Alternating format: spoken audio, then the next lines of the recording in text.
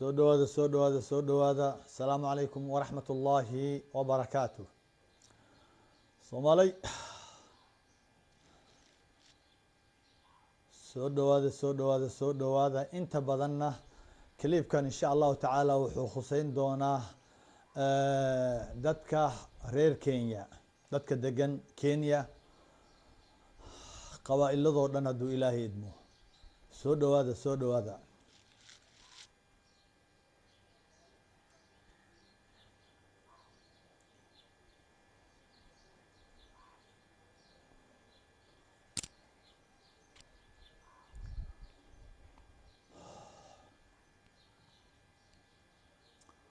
soo dhawaado oo isgaarsiiya hadduu ilaahay idmo. asalaamu calaykum waraxmat ullaahi wabarakaatu. bismi illaah, alxamdu lilah, wasalaatu wasalaamu calaa rasuuli illah. allahuma salli wasalim wazid wabaarik calayh wabacd. walaalayaal soomaalay, meel walbo aada joogtaan allah idin nabad yeelo, idinkii ubadkiina wax idin dhibana allah idinka koriyo. waad ogsoontihiin oo goor dhoweeto siyaasad baa la galay, doorashaa dhacday dhulka soomaaliya, meelo kalena doorashaa ka dhacaysa sida halkan kenya, hargeysa doorashaa ka dhacaysa runtii. marka kaliibkan waxaan rabaa un in yar inaan ogeysiiyo walaalaha siyaasiyiinta ah, inaan kelmaddan la wadaago.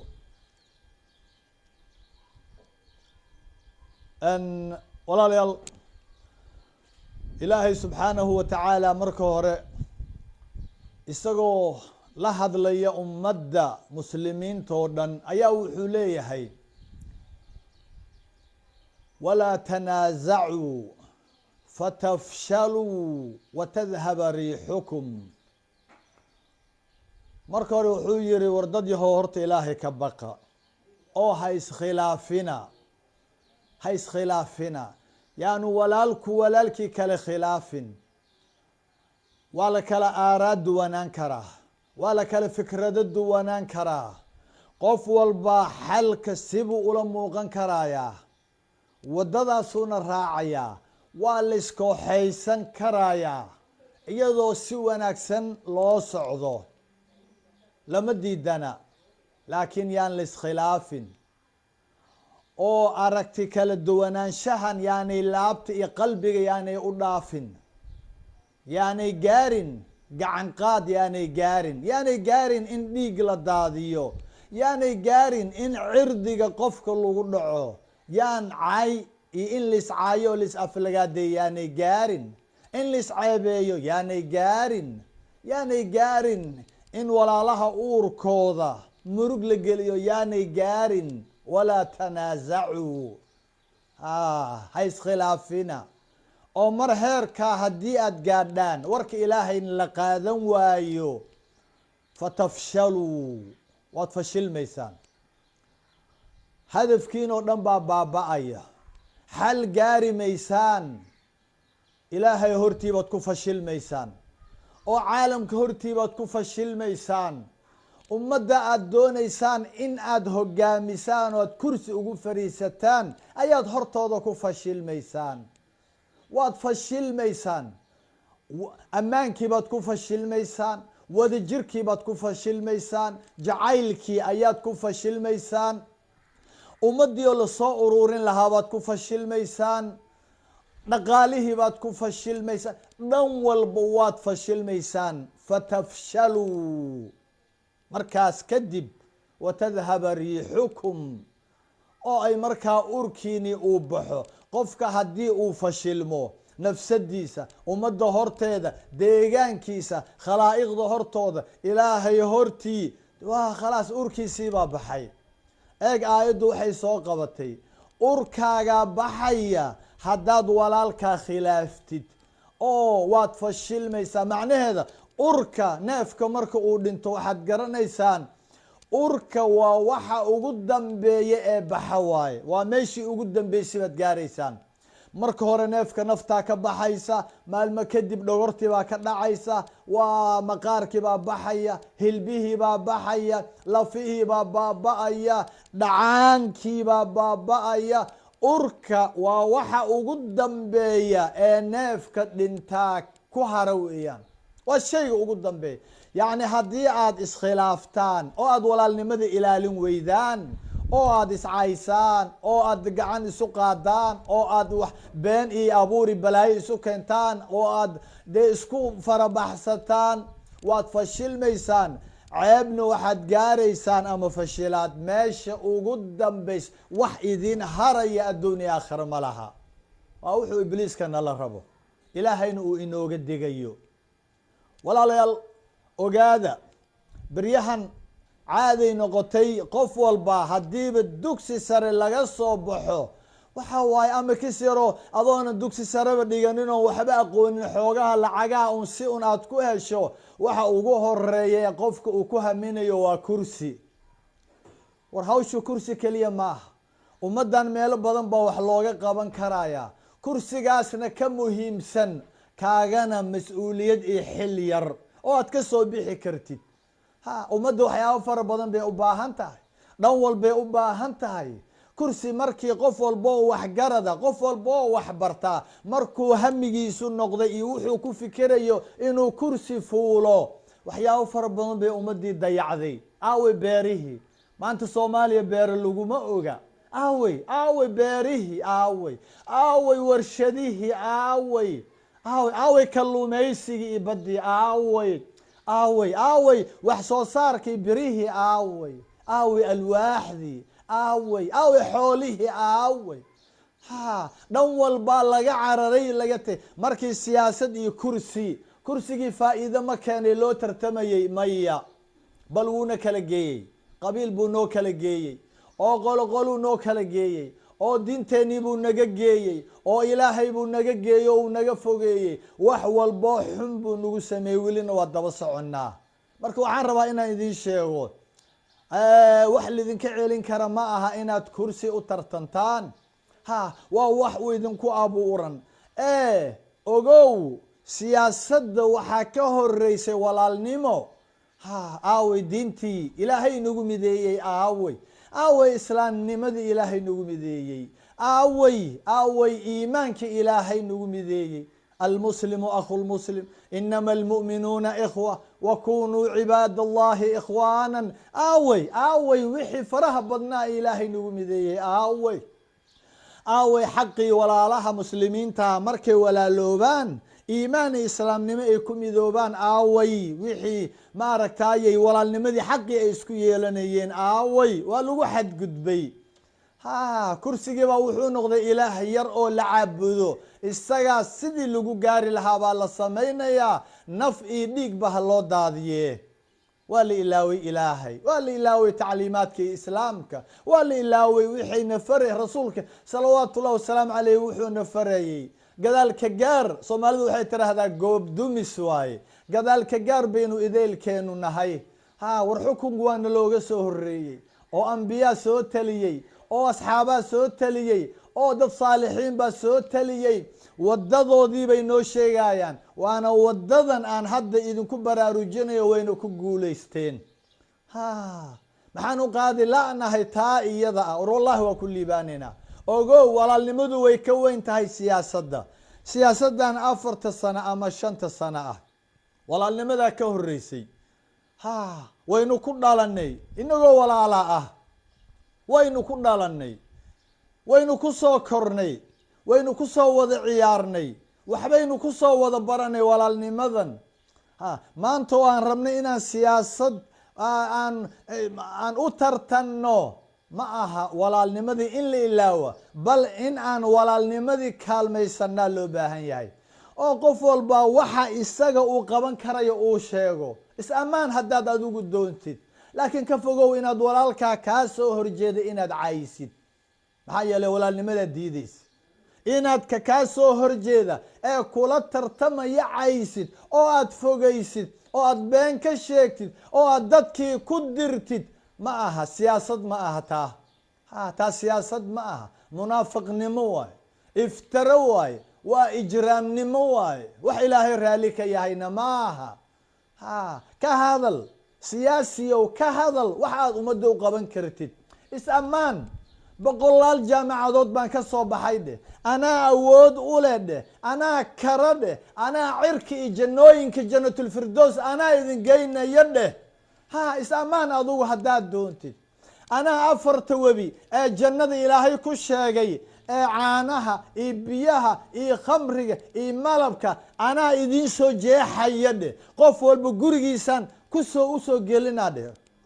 adiga is-ammaan saa rabto isu ammaan, sheeg waxaad qaban kartid, laakiin ha caayin walaalka, ha caayin, ha caayin walaalka. ololahaadu yaanu cayn noqonin iyo inaad qof ceebihii raacdid oo aad burburisid oo aad ku been abuuratid. dad dhalinyaro wax magarada oo aanan waxba ogeyn oo aad shilimaad u tuurtuurtay, yani ummadaha intaad facebooki iyo social mediahi gelisid, meel walba ma aragtaaye fawdaha lagu furo oo buuq ha lagu kiciyo, ma aragtaaye ha dhihin. waxa waay waa kamaa ifcal maa shi'ta kamaa tadiinu tudaan. waxa maanta adiga aad samaysid, wadadaad jeexatid, sidii aad u dhaqantid, dee berrina adaa lagula dhaqmaaya. waxaan waa wax kugu soo noqonaya. allah dhahaya walaa yaxiiqu lmakru sayi'u ilaa biahli. dhagarta iyo makriga iyo khiyaanada iyo iftiraha iyo isdabamariska, waxaan caadada inoo noqotay inagay nagu soo noqonaysaa. wajazaau sayi'atin sayi'atu mithluha. wixii maanta aad samaysidoo xumaan ah, waxa waaye waa aday kugu soo noqona, tii mid lamida kugu dhacaysa. dadku waa wada indho, waa wada dhego, afna wuu ku yaalaa, sow ma ogi. lama raacraaca cawraadka dadka, lama raacraaca. haddaad adigu doonaysid inaad siyaasi noqotid, qaado, middan qaado. walaa tanaazacuu fatafshaluu watadhaba riixukum. tada kale walaalnimada marnaba eeg, 4 sano ee siyaasadda ama 5 sano ee siyaasadda la doonayo in loo tartamo oo kursiga lagu fariisto, ololahan dheer, waxa walaalnimadaa ka horeysay. 5 sano markay dhamaatana waa ka dambeynaysaa haddana. walaalnimadii way haraysaa. walaalnimadu waa taan ku dhalanay, waa taan ku dhimanayno. mar walba walaalnimada inaan la ilaawin, maxaa yeelay waa ma dhammaato, iyadaanan dhammaanaynin. rasuulku wuxuu leeyay salawaatu ullahi wasalaamuhu calayhi, walaa tabaagaduu walaa taxaasaduu walaa tadaabaruu walaa taqaatacuu wakunuu cibaad allahi ikhwaana. war ha isu caroonina. caroo dhan, siyaasiyiinteen oo dhan waa wada caraysan yihiin. marka ay kaambeyn garaynayaan, guntigay dhuujisanayaan, iyagoo buuxo caraysan bay ummadii hor imanayaan. iyagoo weliba dee social mediahina uu daba guuraayo oo wada caraysan. markaasaa kii kalena xaggu isna sidaas oo kale, markaasaa laisku tuuraya. wax ka jirana male. dhaaraha waa been la marayo oo kitaabada been baa lagu dhaaranaya, maxaa yeelay waa ololo bilowgiisiiba been iyo balaayo lagu abuuray. war ha isu caroonina la yihi, ha isu caroonina oo wax walbo caro keenaya ka fogaada. siyaasadda waxa waaye, siyaasiga waa inuu carada waxa keenayo o dhan uu ka fogaadaa. wadadan waa wadada loo jeexay dadka siyaasiyiinta ah. caroo dhan ummad baad rabtaa inaad hogaamisid, kii kaa soo horjeedana waad u xanaaqsan tahay. waad u xanaaq marka carada laabtaada inaad ka saartid. xasad, teeda kale xasadnimana inaabad ka fogaatidba oo aadan walaalkaa xasdin. hadduu kaa helo iyo hadduu helo iyo haddii la taageero iyo haddii wax walba loo qabto, inaadan mar walba laabtaadu waa inay walaalkaa saafi u tahay. haddii kale khilaafkii iyo doodii baa imanaysa. ko kadibna waxaa la yihi ha kala tegina. markaad isu carootaan oo aad isxasadaan waad kala tegaysaan. waryaan heerkaa ha gaarin oo ha kala tegina, oo dhabarka ha is aadinina, kadibna ha isgooyinina. waa waxa maanta siyaasiyiinteena aanay weji isu siin karin. bal taageerayaashoodii aanay is arki karin oo ay isu xanaaqsan yihiin oo ay iscaayayaan oo ay haddii dee sharci iyo aanay ka baqaynin ay isu gacan qaadayaan oo isdili lahaayeen. heerkaasoo dhan fiiri. see waddanku hogaaminaysaa haddaad caraysan tahay, haddaad xanaaqsan tahay, haddaad maaragtay xasad uurkaaga uu ku jiro, xiqdi iyo balaayo ay kaa buuxdo, haddii seed ummad madax ugu noqon haddii aad ummaddiiba kala geynaysid, bal adigii xataa ummaddii aad maaragtay aad kaba tagto dhabarka aad aadisay xaggee haddaabad siyaasigii kula tartamaya aada goyso dhabar ka tustay, waa maxay ummadda aad hogaaminaysid. eeg wuxuu leeyahay afartan caade ka taguu leeyahy salawaatu ullahi wasalaamu calayh. kadibna wakunuu cibaad allahi ikhwaanan, ahaada addoomo alleh oo walaala ah. bimacnaa ha noqonina addoomo ibliis oo isu carooda oo isxasda oo maaragtay dhabarka oo kala taga oo isgooya ha ahaanina. waa addoomo ibliis kuwa sifadaa ku sifaysan. waana siyaasiyiinteena inta badan sifadooda waa nooca. marka ahaada la yihi wakunuu cibaad allahi ikhwaanan, addoomo alle ahaada oo walaala ah. war walaalnimada haynogu weynaato, haynogu weynaato, walaalnimada haynogu weynaato.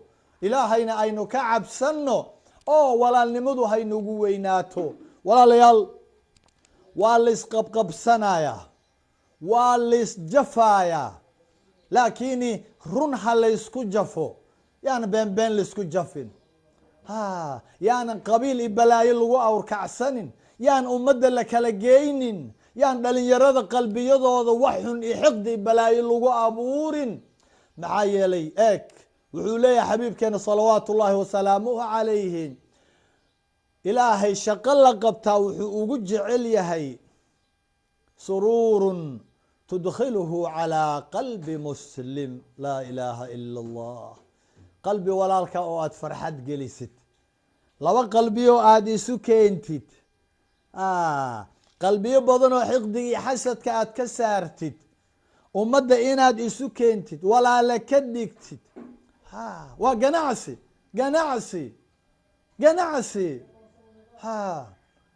waa kuu dhahay salawaatu llahi wasalaamu calayhi abaa ayuub markuu la hadlaya radia allahu canhu wa ardaah, alaa adulluka calaa tijaara yaa abaa ayuub alaa adulluka calaa tijaara. war ganacsi muku baraa, ganacsi business muku tusaa.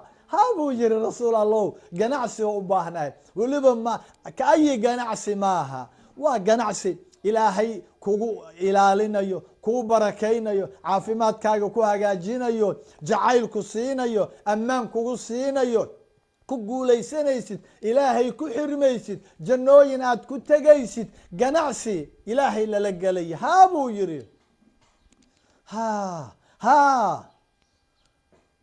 eeg markaasaa wuxuu yihi sil bayna annaasi idaa tafaasaduu waqarib baynahum idaa tabaacaduu. sil bayna annaas, xiriiri dadka, xiriiri walaale isu keen. dadka qalbiyadooda ka saar xumidii xiqdiga iyo xasadka, isu soo dhowee. sil bayna annaas idaa tafaasaduu, marka ay kala furfurmayaan, markay iscaayayaan, markay isxamanayaan, markay gacmaha isu qaadayaan, isu qalab urursanayaan. dadka noocaasa oo ibliiska uu ku dhex jira uu kala geeyey, xiriiri. shaqadaasaa la rabaa, na inaad kala geysid, nat inaad maaragtay ibliis aad garab ugu noqotid, inaad sii fogeysid ummadii kala fogeyd, ibliiskii aad caawisid ma aha, bal inaad ibliiska la dagaashid, ummadda soo ururisid. meel walba colaada ka jirto inaad joogtidaa la rabaa, aad dadka isu keentid. war ilaahay ka baqa, waxa waa ibliis, walaalaatihiin, xusuusisid diintoodii, taasaa la doonayaa. sil bayna annaasi idaa tafaasaduu waqarib baynahum idaa tabaacaduu. hadday hore u kala tageen oo ibliiska uu kala geeyey oo balaayo iyo maaragtay dee dhex cuqdadii xiqdii xasad uu ku abuuray, isu soo dhowee haddana waqarib baynahum, isu soo dhowee. waa shaqo ina wada sugaysa, waa shaqo siyaasiyiinta sugaysa. shaqo siyaasiyiinta sugaysa waay. qof walboo kursi ku fariista war u adeegso kursigaaga allaha ku dhowree u adeegso kursigaaga ummadda inaad isugu keentid ummadda inaad xiqdigii xasadka uga saartid ummadda inaad uurkooda jacayl ku abuurtid uga faa'iidayso mansibkaas qof walba ma helo kursigan madaxtinimada qof walba ma helo ummaddu way wada raadisaa laakiin ma wada helaan ilaahay qofku uu doono isagaa siiya jacaylna ma aha wuxuu ilaahay ku siinayo qofkan ma aha jacayl laakiin ku kasbo adiga ilaahay maku siiyey yaanu cadaab kugu noqonin mid cadaab kuu horseedo kursigan yaanu kugu noqonin ha noqdo midaad janno ku tagtid midaad ummad maaragta isugu keentid ummadda uurkooda farxad ku gelisid ilaahay ku raali gelisid ummaddu wax ugu qabatid dulmiga iyo madlamada laysu haystaa aad dadka dulmiga uga kor qaadid ummadda aad maaragta wax ugu qabatid ummaddu kugu jeclaato ku kasbo kursigan haddii ilaahay ku siiyo amaba uu hore kuu siiyey ku kasbo jacayl ku kasbo raadi ahaansho ilaahay ku kasbo ibliiska garab ha ugu noqonin garab ha ugu noqonin ibliiska maxaa yeelay kursigan aad arkaysid waa xil waay waa shalay waa nadaama maalinka qiyaame wallahi waa nadaame iyo shalay waay eeg abaadar ayaa wuxuu u imanayaa rasuulka salawaatu ullahi wasalaamu caleyh abaadar radi allahu canhu ardaah saxaabiga jaliilka ah taqiga ah qalbiga nugul jirka jilacsan ilaahay jecel yahay jacayl ilaahay jecel rasuul ayaa qalbiga uga buux rasuulkoo maaragtay governor qaybinaya oo xagga wax u magacaabaya xagga wax u magacaabaya barasaabyo iyo madax maaragtay magacaabaya ayuu u imanayaa markaasuu leeyahy ana meel ii dhiib rasuul allow meel ii dhiib jago ii dhiib aan ummadda ana qeyb aan madax noqde markaasaa wuu eegayaa ilaahay qalbigiisuu tusayaa inuu nin jilcan yahay xagga adduunka iyo talada nin aan ka soo bixi karin laakiin xagga aakhiro uu nin weyn yahay qalbi adag inuu leeyahay oo maaragtay aakhiro ku fiican laakiin adduunyada maya adduunyada ma aha qof walba inuu oo aakhiro ku fiican adduun inuu ku fiican yahay ma aha markaasaa wuxuu yihi yaa abaadar aada u dhegeysta inta qalbigooda ay ka guuxayso maaragtay ama uu ka guuxayo kursiyo dhegeysta yaa abaadar inaka mru'un daciif wainaha yowma alqiyaamati khizyun wanadaama wainaha laamaana wainaha laamaana wainaha yowma alqiyaamati khizyun wanadaama ila man akhadaha bixaqiha وأدى الذي عليه فيها أو كما قال صلى الله عليه وسلم يا أبا ذر إنك امرؤ ضعيف قف ضعيفة أياتهي قف كصبيح كرحلكا مسؤولية قف كصبيح ماهد قف ملايين كان مسلمين تأمانته ماركتا حلكودي قادي كر كودا حنوسا mas-uul ka noqon kara kooda dulman kooda dhiban kooda fog kooda maaragtay xiran kooda qaamaysan kooda dhunsan kooda jahliga ku jira kooda baahidu ma dhammaato malaayiintan ruux baahidooda ma oofin kartid waadna ogtaho maalinka qiyaame mid walba intuu yimaado faraqa ku qabsanaa xaqiisii adduunkii aad dayacdo kaa soo raadsanaya inaka mru'un daciif wainaha laamaana waa ammaano ay diideen waxaan ii dhib aad leedahay waa ammaano ay diideen cirarkii toddobada ahaa dhulalkii toddobada ahaa iyo buuraha culus ee dhulka lagu adkeeyey waa saddexdii khalaa'iqdii ilaahay u cuslaa ayaa diiday adiguna ii dhib baad leedahay kursi baan rabaa baad leedahay madax inaan noqdaan rabaa baad leedahay waxa sidaa loogu diidaya waa xaafidkii ogow waa nin ammaanada ilaalinaya ogow waa nin uurkiisa cabsi ilaahay ka buuxdee ogow ma aha diaspora ma aha abaadar diaspora ma aha diaspora kusoo warartay dibadaha ma aha diaspora doonaysa inay xoolaha ummadda u dhaco ma aha maaha qof afkiisa waxa uu ka sheegayo uu khilaafsan yahay waxa uurkiisa ku jiro maaha. ma aha diaspora maleegaysa khiyaano ma aha. khiyaano diaspora u adeegaya dana shisheeye maaha abadan. ya abaa dar inaka mru'un daciif wa inaha la amaana. waa amaano cirkii dhulka ay diideen. wa inahaa yowma alqiyaamati khizyun wa nadaama. maalinka qiyaame waa hoog iyo shalay mar uusan shalay waxba taraynin. ya oo uu qofkii aada dulumtay xaqiisa siin weyday aada halmaantay uu kuu imanayo isagoo faraqa ku haysta oo uu leeyahay ilaahow xaqaygii iiga qaad. madax buu noo ahaa waa la idulmay wuu iga qaban waayey. madax buu noo ahaa dhulkii waa laiga qaato wuu iga celin waayey. madax buu noo ahaa waan xanuunsanaa wuu idaaweyn waayey. waan qaamaysanaa wuu iga saari waayey. dhib baan qabo wuu iga bixin waayey. waxba jaahil baan ahaa oo waxbuu ibari waayey. su-aalaha ciyaar ma aha.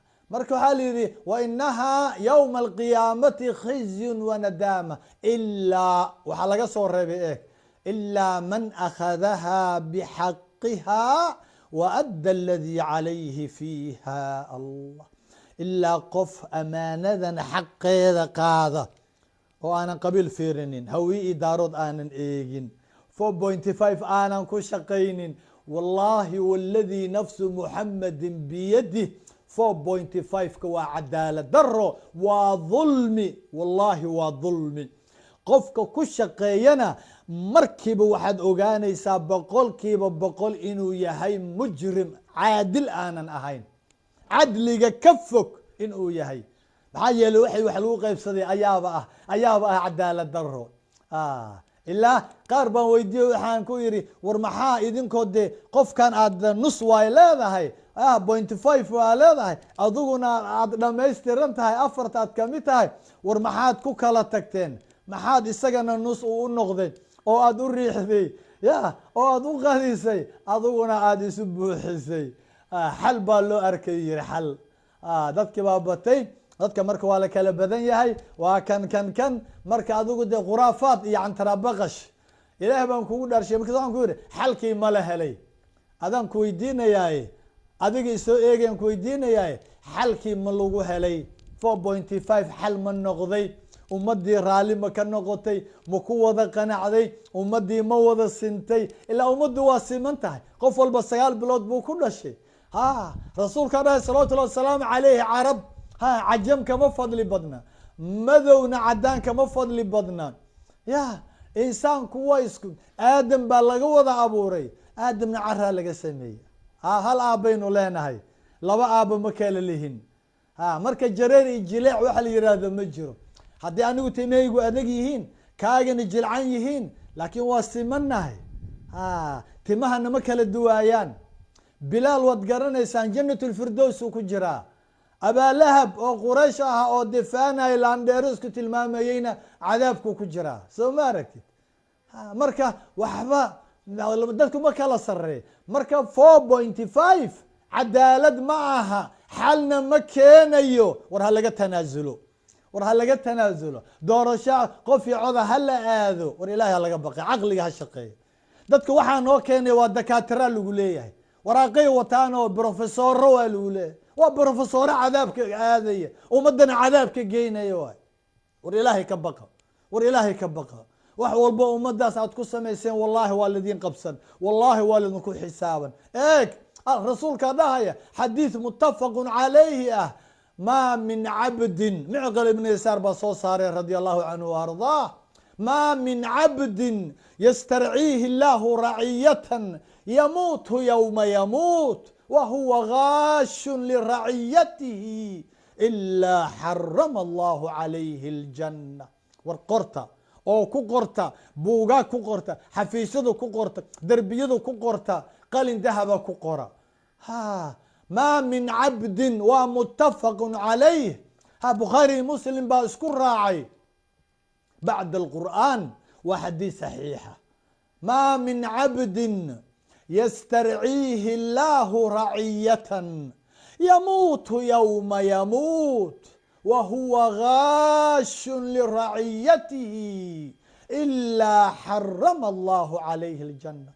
ma jiro addoon ilaahay uu raciyad u dhiibay, uu xil u dhiibay, uu wax uun ku irsaaqay, ahayaa ummad uu u taliyo, kursi uu siiyey, guur gabar uu siiyey, ilmo uu awobo siiyey, wax uun xoolo xataa waa raciyo xoolo xataa loo dhiibay. ma jiro qof ilaahay uu raciyad hormoode uga dhigay, uu ku irsaaqay xil iyo mas-uuliyad. yamuutu yowma yamuut, oo uu dhiman doono ama soo dhimanayo maalinka uu dhimanayo wa huwa gaashun liraciyatihi, isagoo raciyadiisii soo qishay, xilkii aanan ka soo bixin, xilkii isagoonan ka soo bixin oo qish sameeyey, balaayo sameeyey, ummadii kala geeyey, waxoodii leexsaday oo dhacay. ilaa haddii qof noocaasa uu jiro oo uu sidaa noogu yimaado isagoonan toobad keenin oo madaalimtii iska celinin, hadduu sidaa noogu yimaado xarama allahu calayhi aljanna. ina lilah wa ina ilayhi raajicuun. xarama allahu calayhi aljanna, ilaahay jannadii buu ka xarimayaa. soo xilkii lagu dhiibay ee aada dhiigga u daadisay, malaayiinta aada ku bixisay, ummaddii ku kala geysay, eeg cadaab ayaad ku tegaysaa, soo ma aragtid. marka su-aal baa jirta. 4.5 wallaahi ilaahay waa aakhiro woodan xisaabin. ummaddan aada xaqirteen oo aada laangaab dhahdeen oo aada riixdeen, gabooyihii balaayo ku tilmaanteen, nus waayo aada dhahdeen, nus maahee maalinka qiyaamaad ogaanaysaa nus inuu yahay iyo in kale. war hala fiiqo, war hala fiiqo.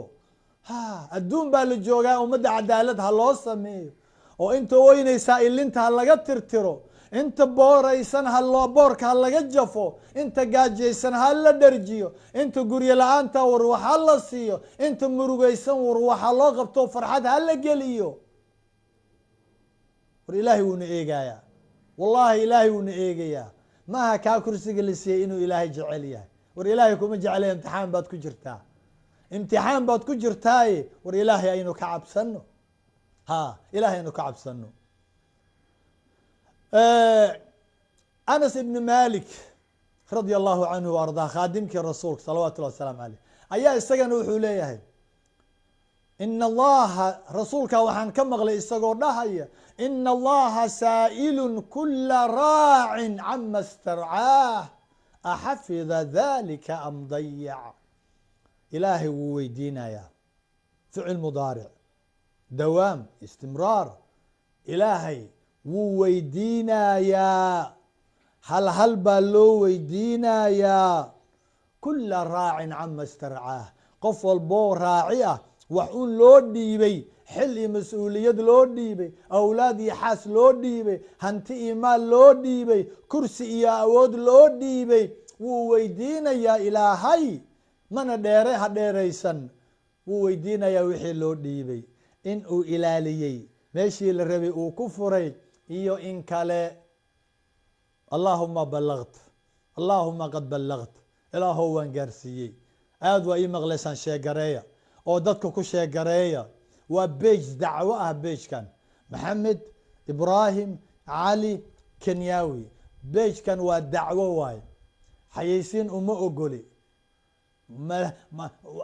mar walba intay waraaq iisoo qoraan bay leeyihiin 7,000 oo dollar, 6,000 oo dollar usbuucii aan ku siina, xayeysiin noo ogolow. maya, beejkan dacwo waaye, ilaaha loogu adeegaa, ilaah ayaa lagu raaligeliyaa, ummadda lagu wacyigeliyaa, xumaanta looga reebaa, wanaagga lagu faraa. beej siyaasi maaha, waa beej ilaahay raalli ahaansho looga doonayo, waa beej ummadda lagu farxad gelinayo, waa beej ummadda la isugu keenayo, waa beej uurkooda farxad lagu gelinayo, waa beej ummadda wax lagu barayo, beej ummadda waxa waaye lagu midaynayo waaye.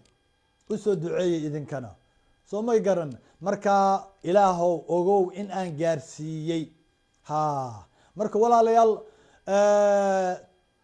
waxaan goor dhaweeto soo dhigay beejkaygan inta aan telefoonadooda haye whatsappka guruubyadana aan maaragtaaye aan u qeybiyey warqad cafi walaalkaa ah, cafi walaalkaa oo 8 luqadood ku qoran.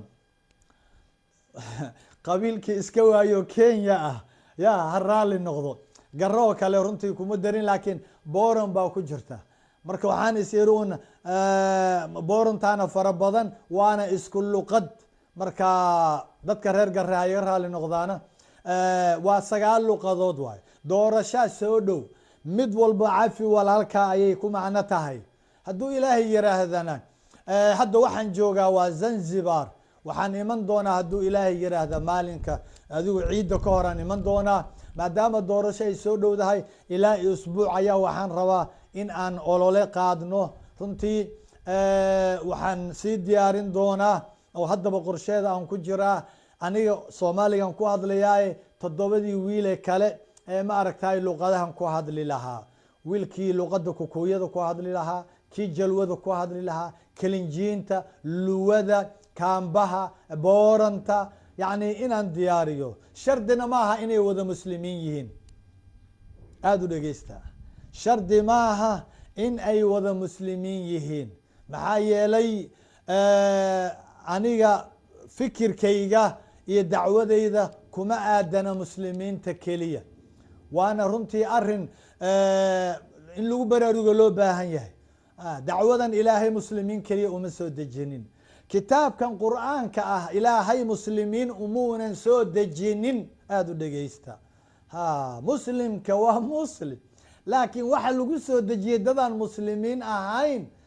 Abubakar baa kow ahaa, kow muxuu ka ahaa kow wuxuu leeyahay kitaabka marka la soo dejiyey oo aan rumeeyey waxaan noqday ninkii ugu horeeyey oo muslima. ka hor muxuu ahaa?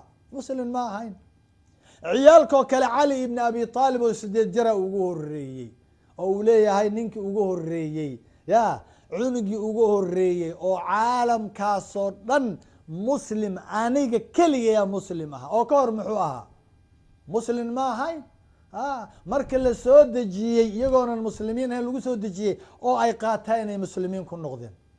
marka kitaabkan aad arkaysaan iyo dacwadan waxaa muslimiinta uga baahi badan dadka aan muslimiinta ahayn. war luqadaha aanu barano, oo Sawaaxiliga, Ingiliishka aynu barano, Faransiiska oo kale aynu barano. Africa aad baa runtii looga hadlaa. diintan ma aha Soomaali kali in loo soo dejiyey. Soomaali waa islaamnimadii ku dhalata oo dhegahaasay wax ka bartaan oo dhaqankooda wada islaam iska ah. laakiin ummad baa ku dhex nool lahay, ummad waxaan ku dhex nool lahay aanan waxba aqoonin oo weliba fudud oo islaamka qaadan kara. wallaahi dadkan Kenyaanka calooshooday ku islaamaan. wallaahi haddaad caloosha wax u gelisid oo aad dharjisid waa ku raacayaan. qofku ilaahay uu ugu talagalay macnaha korkooday ku islaamayaan. haddaad dhar huwisid waxay u badan tahay inay islaamaan, oo dhaqankeena quruxda badan bay ku islaamayaan. dhoolla cadeynteena, run sheegideena, hadalkee dadaalkeena ya ayay ku islaamayaan. marka diintan waxay u baahan tahay marka in yani arrintan aan dacwada ee aan luqadaha ku qoraayo iyo dadkan aan diyaarinayo shardi ma aha inay muslimiin noqdaan. xataa dad gaalaa ku jiri karaya oo aan dacwada la wadaaya oo aan gaarsiinaya. cafi walaalka waa barnaamij ki ummadoo dhan ka dhaxeeyo waay. dad badan baa runtii aan uga mahad celinaya hadday markii aan fidiyey boorkan cafi walaalka ee 8 luqadood ku qoran. dad baa runtii soo diray talyaani, xataa isagoo ku qoran bay ii soo direen oo inay sheekh talyaaniga ku dar. qaar jarmalkay ka soo direen oo iyadoo jarmalay ii soo direen oo naqshadan ah. qaar baa iyadoo carabiya soo diray, qaar baa iyadoo faransiisa soo diray. waxaan leeyahay aad baad u mahadsantihiin, waan kaga mahad celinayaa. qalbiga quruxda badanna ilaahay waxaan ka baryayaa inuu idin ilaaliyo. laakiin hadda waa talaabadii ugu horeysay oo ku aadan waqtigoo yar aawadii Kenya kaliya ku aadan tahay, maadaama doorasho ay jirto oo ay doorasho soo dhowdahay. keliya waxaan xooga saarayaa luqadaha ay ku hadlaan dadka reer Kenya siyaasadda isku haysta ee doorashadana ka qeyb galaya. insha allah waxaan diyaarin doonaa gaari kor ka furan, dhalinyaradaasna waa diyaarinaya hadduu ilaahay idmo. marka iyadaa inaan boorarka qaadano, qof walba marka in aan aniga aan u noqdo hormood, inaan u noqdo inta aan soomaaliga ku diyaariyo oo hadal ah, in luqadaha loo tarjumo, qof walbaana waxa waaye uu rasuul u noqdo reerkiisa. waxa waaye aad bay runtii gaalada nooga qalbi fiican yihiin mararka qaar, nabaday jecel yihiin, aad bay u jecel yihiin nabadda. haddii wax loo sheego way qaadanayaan. maxaa yeeley waxaan ku ogaaday waraaqihii Nakuru aan ku qeybiyey, kuwii Mombasa aan ku qeybiyey, kuwii xataa Nairobi isli aan ku qeybiyey ayaan ku ogaaday sida qalbi wanaaga oo ay u qaateen, oo ay ugu qosleen, oo ay ugu farxeen. marka aynu ideelkeena ya watacaawanuu cala albiri wataqwa baa layidhi, wanaagii iyo cabsida ilaahay iyo waxqabadka isku caawiya, aynu isku caawino. waraaqaha iyo soo saaridoodii, daabacaaddoodii, intii igala qeyb qaadatayna ilaahay waxaan uga baryayaa gacantooda mid sare allah uga yeelo, warshadahooda iyo maaragtay makiinadahooda allah u dhowro, qalbigooda allah u wanaajiyo, baahidoodana ilaahay keligii allah ku xiro. aad iyo aad baad u mahadsantihiin. intaasaan kusoo gabagabaynayaa hadduu ilaahay idmo. marka halkudhigeenu haynoo noqdo, ha iskhilaafina, waad fashilmaysaan, urkiinaa baxaye. yaan laysu caroonin, yaan laysxasdin, yaan la kala tegin, yaan laysgoynin. wakunuu cibaad allahi ikhwaana, noqda addooma alle oo walaala ah. aad baad u mahadsantihiin. inta salaanta iisoo qoraysaana aad baan runtii idiin salaamaya. inta ducada dalbanaysaana ilaahay waxaan ka baryayaa xanuunka allah ka qaado, inta xanuunsan xanuunka allah ka qaado, inta isbitaalada ku jirta allaha si nabada uga soo saaro, inta qaamaysan ilaahay qaanta ha ka gudo oo culayska ha ka qaado, inta murugaysanna ilaahay waxaan ka baryay murugta allah ka qaado, uurkooda farxad allah ugu bedelo, inta cabsida la noolna ilaahay ammaan ha siiyo oo nabadgelyo maaragtay ilaahay ha siiyo, inta maqana allah soo ururiyo, inta xiranna allah soo daayo. in walba qalbigiina wax ku jira allah idin yeelo. hal looma gaaro dadka, marka qalbigiina waxa ku jira ee ilaahay aad ka rabtaan, ilaahay waxaan ka bariyey ducada waa la aqbalayaa. musaafir baan ahay, ilaahay ha idin yeelo, ilaahay farxad ha idin siiyo, waxaad rabtaana allah idin wada siiyo. intaanan guursanina guur xalaala allah siiyo. gabdhaheena in badan ma guursanina, ilaahay waxaan ka baryayaa guurkooda allah hagaajiyo, guur wanaagsan, nin madaxa u saaran, indhaha hortooda u jooga, uu faraanta u noqda, ku xaragoodaan, isfahmaan, mas-uul ka noqda, gollankii laabta gashta, jacaylay farxad siiya, ubad saalixa ilaahay siiya allah siiyo. wiilashana sidoo kale aad baan idin salaamayaa. astawdicukum allah aladi laa tadiicu wadaa'icuhu. wassalaamu calaykum waraxmat اllahi wbarakaatuh.